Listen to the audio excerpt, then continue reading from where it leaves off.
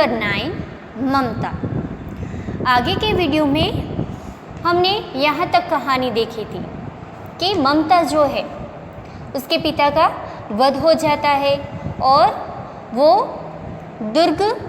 रोहतास दुर्ग से निकलकर काशी में एक खंडहर में आकर रहती है और वहीं पे रहकर पूजा पाठ भी वो करती है। तभी उसे एक हताश आकृति उसके सामने दिखाई देती है और वो उससे आश्रय मांगता है। तब वो पूछती है उससे कि तुम्हें क्यों आश्रय चाहिए। तो वो कहता है कि शेरशाह के साथ युद्ध में वो उसकी पराजय हुई है और वहाँ से वो भाग निकला है और वो अभी आगे चलने के लिए असमर्थ है। तब शेरशाह का नाम सुनते ही ममता के मन में घृणा होती है कि ये विधर्मियों ने ही उसके पिता का वध किया था, इसलिए वह पहले तो आश्रय देने से मना करती है। पर वो हुमायूं जो था वो बहुत ही थक गया था। फिर उसे वो पानी देखती है तो उसके प्राणों की रक्षा होती है। यहाँ तक का लेसन हमने देखा था। अब आगे देखते हैं। स्वस्थ होकर मुगल ने कहा, माता तो फिर मैं यहाँ से चला जाऊँ। स्त्री विचार कर रही थी, मैं ब्राह्मणी हूँ, मुझे तो अपना धर्म अतिथि देव के सत्कार का पालन करना चाहिए, परंतु यहाँ नहीं, ये सब दया के पात्र नहीं, परंतु यह दया तो नहीं, कर्तव्य करना है। तब मुगल अपनी तलवार टेक कर उठ खड़ा हुआ। ममता ने कहा, क्या आश्चर्य है कि तुम भी छल न करो, ठहरो। अब ममता विचार करती है, उसे इस विधर्मियों के बारे में घृणा होती है उसके मन में, पर वह फिर सोचती है कि मेरा धर्म ब्राह्मण धर्म है कि अतिथि देव का सत्कार करना। पर फिर ये मन भी उसके मन में विचार आता है और फिर ये भी विचार आता है कि ये सब दया के पात्र नहीं है। पर फिर उसके मन में ये भी विचार आता है कि अभी दया नहीं, कर्तव्य करना है। कर्तव्य क्या है कि अतिथि देव का सत्कार करना। तभी वह जो हुमायूं था वह तलवार के टेके पर खड़ा होता है। तभी ममता उससे कहती है कि तुम क्या छल नहीं करोगे ना, ठहरो। छल नहीं, तब नहीं स्त्री, जाता हूँ। तैमूर का वंशधर स्त्री से छल करेगा, जाता हूँ, भाग्य का खेल है। हुमायूं उससे कहता है कि तैमूर का मैं वंशधर हूँ और वह स्त्री से छल करे, पर अभी मेरा ये भाग्य का खेल है कि अभी मेरी स्थिति इतनी दयनीय हो चुकी है कि मैं तुमसे आश्रय मांग रहा हूँ, पर मैं क्या छल नहीं कर सकता। ममता ने कहा, यहाँ कौन दुर्ग है, यही झोपड़ी न, जो चाहे ले लो, मुझे तो अपना कर्तव्य निभाना पड़ेगा। जाओ भीतर, थके हुए पथिक, तुम चाहे कोई भी हो, मैं तुम्हें आश्रय देती हूँ। सब अपना धर्म छोड़ दे तो क्या मैं भी छोड़ दूँ। मुगल ने चंद्रमा के मंद प्रकाश में वह महिमामय मुखमंडल देखा, उसने मन ही मन नमस्कार किया।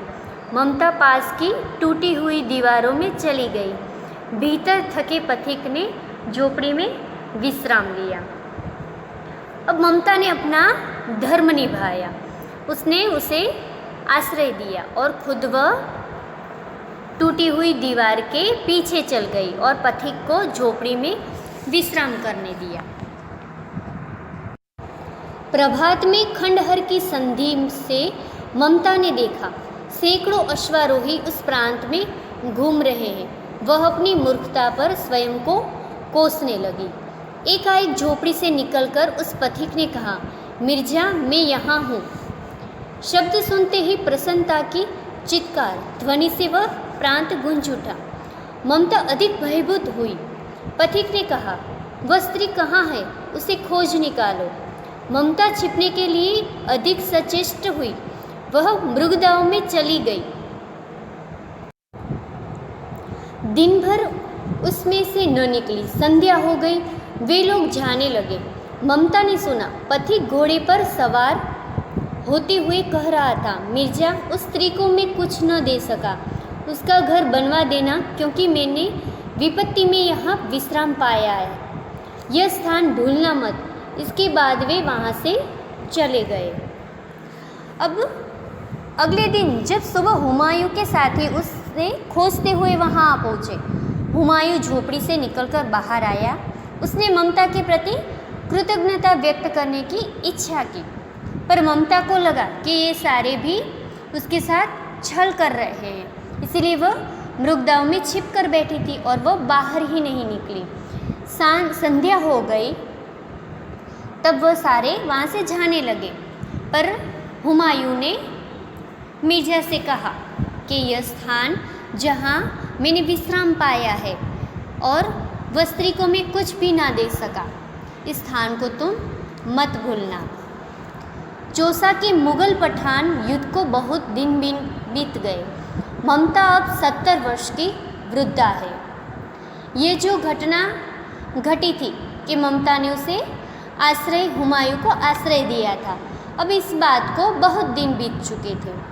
अब ममता 70 वर्ष की वृद्धा है। एक दिन वह अपनी झोपड़ी में पड़ी थी। शीतकाल का प्रभाव था, यानी कि ठंडी थी। उसका जीर्ण कंकाल खांसी से गूंज रहा था। जीर्ण यानी कि वृद्ध, जर्जर, कंकाल यानी कि शरीर का ढांचा उसका, उसे खांसी हुई थी और खांसी से की आवाज़ से पूरा वह गूंज रहा था। ममता की सेवा के लिए गांव की 2-3 स्त्रियां घेर कर बैठी थी, क्योंकि ममता आजीवन सबके सुख दुख की सहभागिनी रही थी। ममता ने हमेशा सबके सुख दुख में साथ दिया था, इसलिए आज जब उसकी हालत इतनी खराब थी तो उसी गांव की स्त्रियां उसके लिए बैठी थी। ममता ने जल पीना चाहा। एक स्त्री ने सीपी से जल पिलाया। सहसा एक अश्वारोही उसी झोपड़ी के द्वार पर दिखाई पड़ा। वह अपनी धुन में कहने लगा, मिर्जा ने जो चित्र बनाकर दिया है वह तो इसी जगह का होना चाहिए। वह बुढ़िया मर गई होगी। अब किससे पूछूं कि एक दिन शाहजहां हुमायूं किस छप्पर के नीचे बैठे थे। यह घटना भी तो 47 वर्ष से ऊपर की हुई। ममता ने अपने विकल कानों से सुना। उसने पास की स्त्री से कहा, उसे बुलाओ। अब ममता का शरीर तो वह बूढ़ी हो चुकी थी। 43 वर्ष के बाद उसकी झोपड़ी के पास एक अश्वारोही आता है और वह कहता है कि मिर्जा ने जो इस झोपड़ी का चित्र बनाया था वो तो यही है, पर वहाँ पे जो वो बुढ़िया थी अब तो वो मर गई भी होगी। ये बात ममता सुन लेती है और स्त्री से कहती है कि उसे बुलाओ। अश्वारोही पास आया।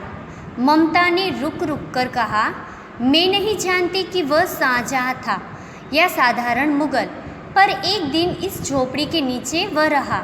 मैंने सुना था कि वह मेरा घर बनवाने की आज्ञा दे चुका था। भगवान ने सुन लिया। आज मैं इसे छोड़ी जाती हूँ। अब तुम इसका मकान बनाओ या महल। मैं अपने चिर विश्राम गृह में जाती हूँ। बुढ़िया के प्राण पंखेरु उड़ गए। वह अश्वारोही अवाक खड़ा रह गया।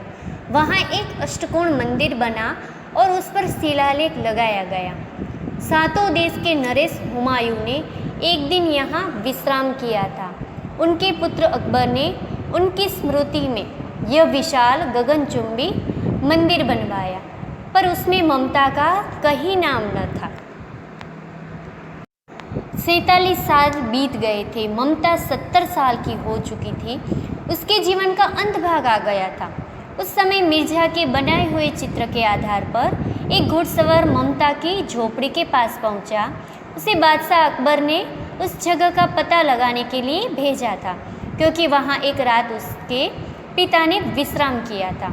ममता ने उस घुड़सवार को अपने पास बुलाया और कहा, तुम यहाँ मकान बनवाओ या महल, मैं तो अब अपने चिर विश्राम गृह में जा रही हूँ।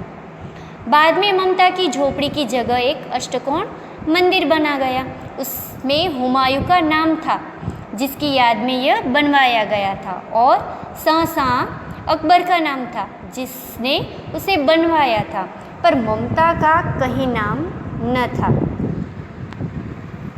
यानी कि अकबर ने वहाँ शिलालेख तो बनाया, पर वो दयालु जो स्त्री ने उसे उसके पिता को आश्रय दिया था, उसका नाम कहीं पर न था।